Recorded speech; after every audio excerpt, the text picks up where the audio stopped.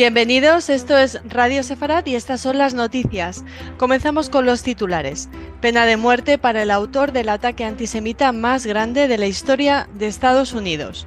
Suben a 12 los muertos tras una nueva noche de intensos choques entre palestinos en Líbano. Estados Unidos aprobó la adquisición del sistema de armas israelí Onda de David por parte de Finlandia.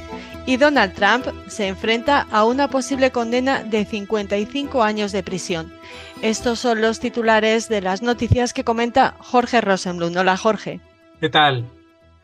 Comenzamos. Un jurado popular decidió condenar a pena de muerte al autor del tiroteo que mató a 11 personas en una sinagoga en Pittsburgh, en Estados Unidos, en 2018, considerado el mayor atentado antisemita de la historia del país.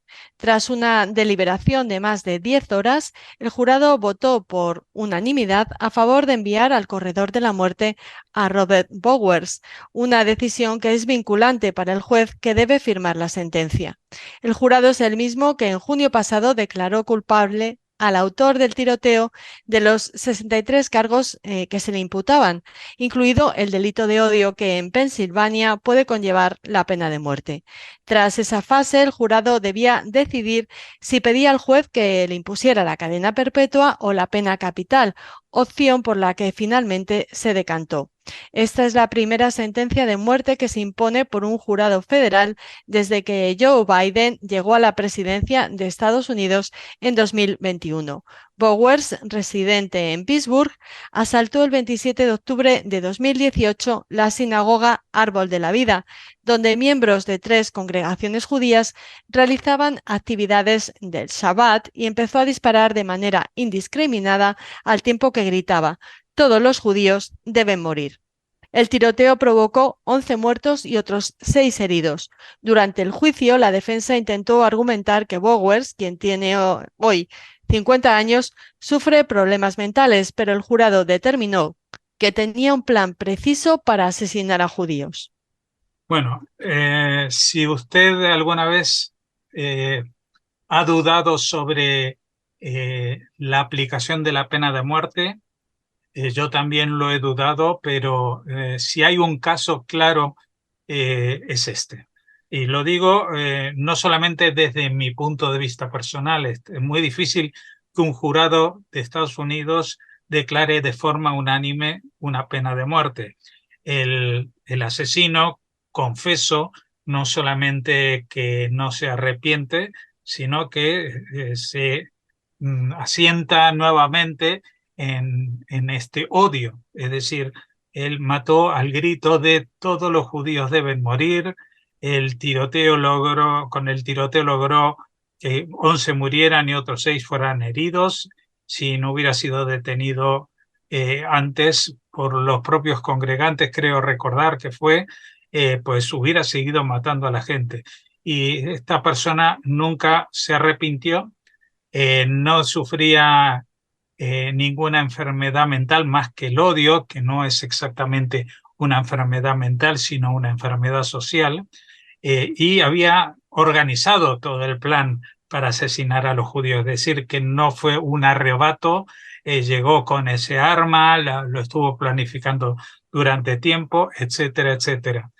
Bueno, esperó el día en que sabía que se iban a congregar mucha gente en el Shabbat, y bueno, y allí fue donde desató esta masacre que, como dice la noticia, a pesar de los 150 años o más de presencia judía en Estados Unidos, con periodos de antisemitismo bastante flagrante, especialmente a finales del siglo XIX, y en realidad hasta entrada a la Segunda Guerra Mundial, pues nunca había sucedido algo así en Estados Unidos.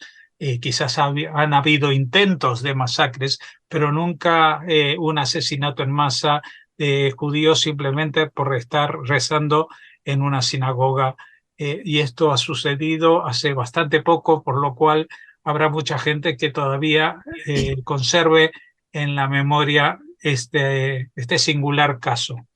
Digo singular por ser optimista, es decir, cuando uno dice singular es algo que no es muy frecuente, y es verdad que en Estados Unidos se han dado menos ataques antisemitas en los últimos tiempos que en otros países.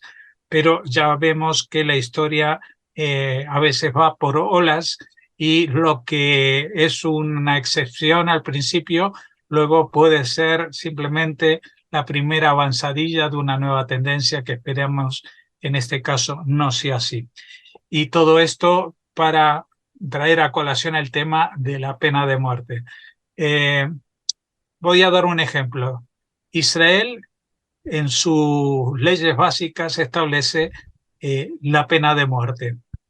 En los 75 años de historia la ha aplicado una sola vez y ha sido contra un criminal de guerra nazi, contra Eichmann, en el año 61, es decir, 13 años después de la independencia del país. Y desde entonces nunca más ha sido nadie condenado en los juzgados a una pena de muerte. Otra cosa son los enfrentamientos. Yo sé que mucha gente saldrá a colación. Bueno, pero los israelíes eliminan a los terroristas, etcétera, etcétera. Exacto, pero eliminar a un terrorista no es una pena de muerte ni es un asesinato. Es una obra que se hace en defensa propia, en defensa de una población a la cual esta persona, en el caso de un terrorista, pues está intentando matar. Así que separados y aclarados todos estos términos, entiendo que un lugar como Pittsburgh, que se ha mantenido casi siempre fuera de estas estadísticas de Estado que aplica muy a menudo la pena de muerte, y un periodo de tiempo que es el del presidente Joe Biden, que también se ha destacado porque no se ha aplicado durante este tiempo ninguna pena de muerte, pues ahora sí, en este caso y por las circunstancias especiales, sí ha de aplicarse y sí se va a aplicar. Y esperemos que esto sirva de alguna manera para algo. Un miembro del movimiento nacionalista palestino Fatah murió tras renovarse anoche los choques armados entre las facciones del campo de refugiados de Ain el-Elú, en el sur del Líbano, donde al menos 12 personas han fallecido y 40 han resultado heridas desde el sábado. Según los informes, los combates de la noche del miércoles han sido los más violentos desde que se deteriorara la situación hace 5 días, y de madrugada todavía se podían escuchar los sonidos de las ametralladoras y estallidos de proyectiles en la ciudad de Sidón, donde se ubica el campamento. Los niveles de violencia habían bajado tras alcanzarse la noche del pasado martes un alto el fuego entre Fatah y las facciones islamistas a las que se enfrenta, roto solamente de forma esporádica a lo largo del miércoles. La magnitud de la situación ha desatado llamamientos a desmilitarizar este y otros campamentos de refugiados palestinos en el país mediterráneo, además de poner de relieve la preocupación por la presencia de armas pesadas en Ain el-Elú, donde estos días están usando cohetes B-7. Bueno, ayer ya dimos esta noticia y comentamos que me asombraría mucho que la diesen en los informativos. Ayer habían sido, creo que 11 personas los que estaban muertos. Hoy hay que añadir uno más, pero lo más destacado es que se han recrudecido los combates y de forma muy violenta. Y encima, ahora a través de esta noticia conocemos que estos días en el llamado campamento de refugiados, que por las fotos vemos que es un pueblo o una ciudad que no se distingue de cualquier otra ciudad árabe de Medio Oriente, las facciones se enfrentan con cohetes. Es decir, ¿de dónde sacan los palestinos en un campamento de refugiados cohetes para disparar a facciones palestinas afines a Fatah que tratan de eliminarlos? Es decir, esto es un desaguisado que no solamente eh, compromete a lo que significa el mundo palestino, sino a las agencias, por ejemplo, la UNRWA, que trabaja en ese campamento de refugiados así llamado, y que no tiene idea o no informa a Naciones Unidas o a los responsables de que allí no solamente que no se respeta en los libros de texto la existencia de Israel, sino de que se acumulan armas pesadas para matar a quién, uno se pregunta. Bueno, me imagino que en principio estas armas estarían pensadas para matar a los israelíes, pero si nos ponemos un poquito a rascar, vemos que, llegado el caso, también las usarían para matar a los libaneses que no estuvieran de acuerdo con su presencia en la zona, a pesar de que llevan ahí más de 70 años. Y en última instancia también para matar a los propios palestinos, a sus propios parientes, porque no es un ejército palestino que viene de Cisjordania o que viene de Hamas, de la Franja de Gaza. No, es gente que vive en la misma zona. Es decir, esto es un ajuste de cuentas, porque no olvidemos que también estos campamentos de refugiados, tal como se los conoce, son utilizados por las mafias de tráfico de drogas, de tráfico de gente, etcétera, etcétera, para llevar la penuria allí donde estén, porque estamos hablando del Líbano, estamos hablando del sur del Líbano, pero la acción de estos grupos terroristas también se extiende incluso muy lejos de sus fronteras, como en la triple frontera que hay entre Paraguay, Brasil y Argentina, donde hay una delegación estable de Hezbollah hace muchos años que trafica con armas, con dinero negro, con drogas y también con prostitución en esa zona. Es decir, otra vez el mundo mira para otro lado cuando los palestinos no son víctimas de los judíos, sino cuando son víctimas de ellos mismos o de otros árabes. Continuamos. Estados Unidos aprobó la adquisición del sistema de armas israelí Onda de David por parte de Finlandia. El Ministerio de Defensa de Israel agradeció a Washington por este visto bueno, tras el cual el Ministerio de Defensa israelí, el ministro de Defensa de Finlandia y la empresa israelí fabricante Rafael Advanced Systems participarán en una ceremonia para firmar un acuerdo de adquisición por un valor aproximado de 316 millones de euros. El Onda de David, David's Sling en inglés, es un sistema avanzado de defensa antimisiles desarrollado y producido conjuntamente por empresas israelíes y americanas, y es capaz de interceptar amenazas avanzadas, incluidos misiles balísticos, misiles de crucero, drones y más. La versión finlandesa del sistema será desarrollada conjuntamente por industrias israelíes y estadounidenses, en asociación con industrias finlandesas, cada una de las cuales contribuirá a tareas específicas. El sistema se integrará en los sistemas de mando y control de Finlandia. Bueno, ya saben que Finlandia acaba de incorporarse a la OTAN con digamos, con el desagrado de su vecino, con la frontera más larga posiblemente de Europa, que es Rusia, y que había de alguna manera obligado a los finlandeses a no pertenecer a esta alianza atlántica, porque para los rusos esto significaría tener al enemigo, consideremos al resto del mundo occidental, a las puertas de su casa. Bueno, esto ya pasa y Finlandia tiene una frontera larguísima que proteger y unas distancias en estos territorios tan al norte, tan cercanos casi a los polos, en los cuales las distancias entre poblaciones son muy grandes y por lo tanto también los ataques con misiles tienen que recorrer un largo trayecto de miles de kilómetros. Por eso estamos hablando que de todos los sistemas de interceptación de misiles que posee Israel, el más famoso de ellos, el Cúpula de Hierro, que defiende en espacios o distancias muy cortas, justamente en el que han estado interesados es en el de las mayores distancias.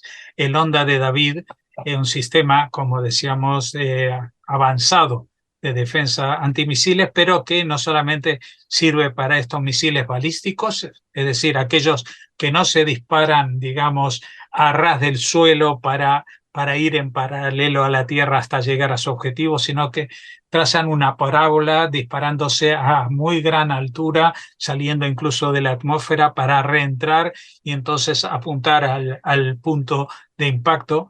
Misiles de crucero, que son los que sí trabajan de forma más horizontal, pero incluso también drones. Y cuando hablamos de drones, quizás algunos piensen en estos aparatos que a veces tienen los niños o los fotógrafos para hacer fotos desde el aire, muy bonitas, pero los drones de los que estamos hablando son aviones del tamaño de los aviones de guerra prácticamente, solo que no van con un piloto a bordo, los que les permite asumir muchísimos más riesgos que los aviones de caza tradicionales que, digamos, no solamente cuestan mucho más, sino que disponen también de un elemento humano que es todavía más caro que todo lo demás. Por lo tanto, estamos hablando no solamente del terreno económico, que Israel está haciendo un buen negocio y que lo hace en cooperación con industrias de Estados Unidos, sino que este es un sistema que va a servir para que Europa, y cuando decimos Europa, pues estamos hablando de prácticamente toda Europa, esté más segura, porque la primera frontera que pueden atravesar los rusos seguramente sería la de Finlandia. Y allí se toparían con este sistema diseñado por Israel. Volvemos a Estados Unidos. Su expresidente, Donald Trump, debe comparecer este jueves ante un tribunal federal en Washington, D.C., después de que fuera acusado por tercera vez este año de conspiración para defraudar al gobierno de los Estados Unidos y conspiración para obstruir un procedimiento oficial, la certificación del Congreso de la victoria del presidente Joe Biden. Si es declarado culpable de todos los cargos, Trump podría ser encarcelado por 55 años. La acusación del martes marca la primera vez que el expresidente ha sido responsabilizado formalmente por sus esfuerzos para revertir su derrota electoral de 2020 y agrega nuevos detalles a lo que ya se sabía sobre sus acciones y las de sus aliados clave en las semanas previas a la violenta insurrección del 6 de enero de 2021. Describe cómo Trump dijo repetidamente a sus partidarios y a otros que había ganado las elecciones, a pesar de saber que eso era falso, y cómo trató de persuadir a los funcionarios estatales, a su propio vicepresidente y finalmente al Congreso para que anularan los resultados legítimos. Debido a la deshonestidad, fraude y engaño de Trump y algunos de sus aliados más cercanos, dice la acusación, sus partidarios atacaron violentamente el Capitolio y detuvieron el procedimiento. En el ataque, sus partidarios golpearon e hirieron a agentes de policía y rompieron ventanas y puertas, amenazando a los legisladores, quienes debieron escapar temiendo por sus vidas. Mientras Trump planeaba anular las elecciones de 2020, muchos de sus ayudantes y aliados no se hacían ilusiones de que realmente hubiera ganado. Algunos asesores refutaron directamente las teorías de conspiración provocadas por el expresidente y su abogado, el exalcalde de Nueva York, Rudy Giuliani. Otros le dijeron a quemarropa que había perdido, pero Trump continuó diciendo mentiras sobre el resultado de las elecciones, incluso después de haber sido advertido de sus declaraciones falsas por altos funcionarios del gobierno, citando miles de votantes muertos en Georgia, un recuento excesivo en Pensilvania y decenas de miles de votantes no ciudadanos en Arizona. Al mismo tiempo, Trump reconoció en privado su pérdida. La acusación alega que el expresidente reclutó a 6 personas para ayudarlo a intentar anular las elecciones de 2020. Las 6 personas no son nombradas explícitamente, pero la acusación incluye detalles que permiten identificar a la mayoría de ellas. Bueno, y uno de estas 6 personas, y el nombre más conocido, es el del ya mencionado exalcalde de Nueva York, Rudy Giuliani. Las acusaciones son tremendas. No creo que en la historia de Estados Unidos se haya presentado unos cargos así, ni contra un presidente vigente, ni contra un expresidente. Ni siquiera en el caso de Richard Nixon las acusaciones eran tan graves. En ese caso, pues hablaba de espionaje para conocer las estrategias de la campaña presidencial, pero no de que un presidente estadounidense mintiera sabiendo que estaba mintiendo, empañara el ambiente con las mentiras y las falsas noticias, e incluso, digamos, estuviera incitando a lo que se puede llamar un golpe de Estado, es decir, a que la gente tomara por asalto el Capitolio. Y bueno, vamos a ver qué es lo que sale de esto, porque por una parte hay pruebas contundentes de la culpabilidad de Trump. Por otra parte, Trump en este momento es uno de los candidatos con más posibilidades de convertirse nuevamente en presidente de Estados Unidos. Nada más y nada menos. Es decir, la diferencia con DeSantis, por ejemplo, dentro del Partido Republicano es abrumadora. La impopularidad de Joe Biden también lo es, con lo cual, pues, el futuro de Trump tendría que ser, según las evidencias científicas y judiciales, pues bastante negro, pero incluso un país como Estados Unidos puede tomar muy en cuenta la posibilidad de que una condena al expresidente Trump desate una ola de violencia que es muy difícil de calcular cuál sería su alcance, pero seguramente muy grande. Así que bueno, vamos a ver qué es lo que podemos... bueno, quitamos el así podemos, despide ya. Así terminamos este informativo, el último de esta semana. Les animamos a seguir escuchando Radio Sefarad y les deseamos, por supuesto, Shabbat Shalom. Shabbat Shalom.